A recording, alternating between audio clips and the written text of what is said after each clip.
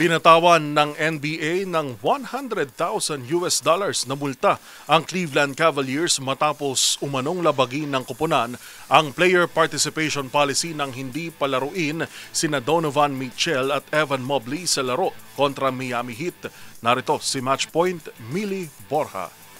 Pinatawan ng multa ng NBA ang Cleveland Cavaliers ng $100,000 dahil sa paglabag sa player participation policy matapos hindi makalaro sina Donovan Mitchell at Evan Mobley sa laro kontra Miami Heat noong Miyerkules. Ayon sa liga, nakasaad sa official box score na rest ang rason ng pagliban ng dalawang All-Stars sa 130-116 na pagkatalo sa Heat, nalabag sa batas na nakatakda na hindi dapat higit sa isang star player ang sabay na hindi makalalaro sa isang game. Si Mitchell, 29 years old, ay 2 beses pa lang nakakapagpahinga ngayong season at may average na 13.9 points at 5.5 assists sa 13 games. Sa kanyang 9 na season sa NBA, may career average siya na 24.9 points at 4.7 assists sa 552 games para sa Utah Jazz at Cavaliers. Samantalang si Mobley, 24 years old, ay isang game pa lamang ang namimiss ngayong season. May average siya na 18.9 points at 8.8 rebounds sa 14 games. Sa kanyang 5 seasons sa Cavaliers, may career average siya na 16.5